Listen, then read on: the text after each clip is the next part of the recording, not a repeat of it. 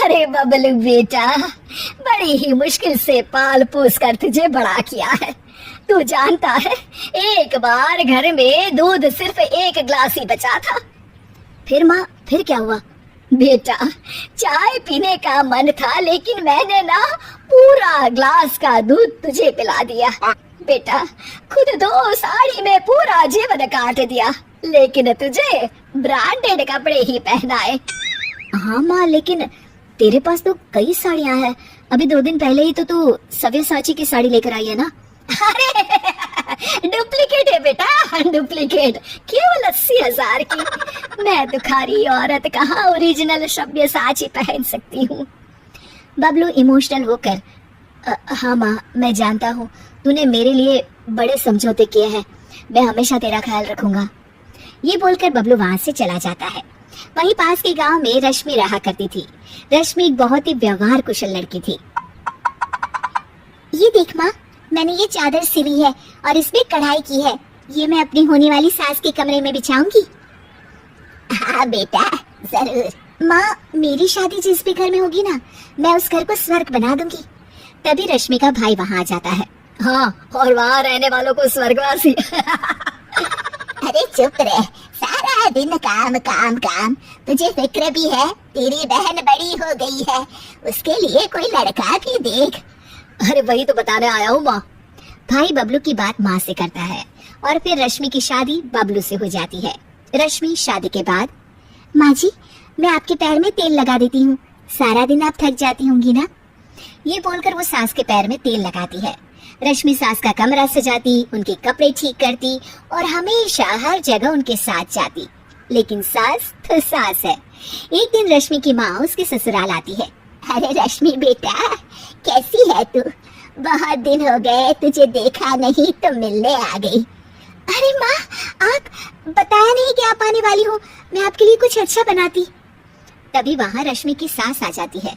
अरे बेटी के घर का तो पानी भी नहीं पिया जाता रश्मि बहू। वो तो बहुत पुरानी बात है माँ जी।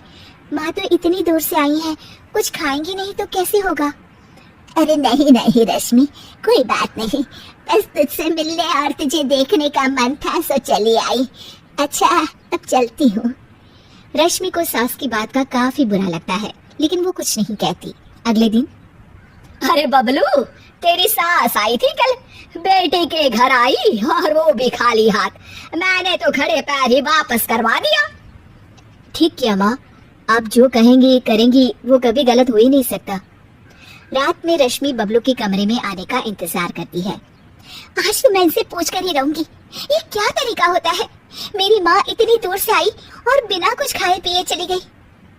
बबलू की माँ बबलू को कमरे के बाहर ही रोक लेती है। अरे बबलू बेटा, जरा पैर तो दबा दे। माँ, मैं थक गया हूँ, रात काफी है, कल दोपहर में रश्मि दबा देगी। हाँ हाँ, तेरे लिए तो रात हो गई। जब तू छोटा था, पूरी रात जगाता था, तब मैं सारी सारी रात तुझे गोद में लेकर बैठी रहती थी। हाँ माँ, ये तो सिर्फ माँ ही कर सकती है। और फिर वो माँ के पास जाता है और उसके पैर दबाने लगता है। पैर दबाते दबाते उसे नींद आ जाती है और वो वहीं माँ के पास सो जाता है। सुबह वो अपने कमरे में जाता है तो रश्मि उससे कहती है, कल आप कमरे में नहीं आए, मुझे आपसे बात करनी थी। हाँ हाँ, करते रहो बात, लेकिन याद है ना आज मेरा ऑफिस भी है। देखिए, कल मेरी माँ आई और... हाँ हाँ रश्मि, छोटी सी बात का बवाल मत मचाओ। तुम्हारी माँ खाली हाथ ही आ गई, ये तो कोई तरीका नहीं होता ना। रश्मि समझ जाती है कि बबलू को उसकी माँ ने अच्छे से कान भरे हैं। वो उस वक्त कुछ नहीं कहती, लेकिन ठान लेती है कि वो सासू माँ को सुधार कर ही रहेगी। तो फिर में सास कहती है, अरे खाना खाने का वक्त हो गया है रश्मि, कहाँ हो तुम? माँ जी, हमारे घर में रिवाज है कि जिस दिन ससुराल से बहू की माँ बिना खाए जाए, उसके अगले पूरे 1 हफ्ते ना खाना बनाता है ना कोई खाता है। ये बोलकर रश्मि वहाँ से चली जाती है। सास किसी तरह खाना बनाकर खाती है। अगले दिन, अरे रश्मि, मेरे पैर में दर्द है, जरा तेल तो लगा दे।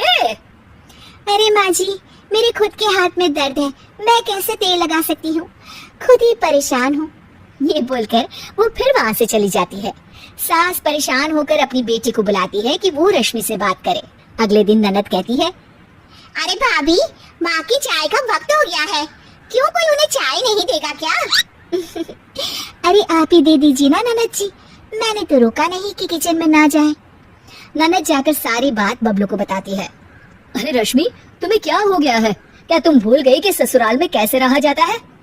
नहीं जी, बिल्कुल नहीं भूली मैं, लेकिन जहाँ मैं बेटी बनकर रह रही हूँ, हर किसी का ख्याल रख रही हूँ, वहीं मैं अपनी माँ की बेइज्जती भी बर्दाश्त नहीं कर सकती।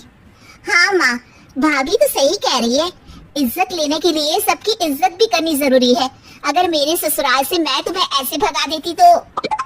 अब समझ गई, माफ कर दो मुझे। रश्मि ने बहुत अच्छे से घर को चलाया, अपना समझ कर रही, और इतना ही नहीं, बबलू से ज्यादा ख्याल भी रखा। लेकिन मेरा भी फर्ज था कि मैं उसकी भावनाओं को समझती। मुझे माफ कर दे बहू।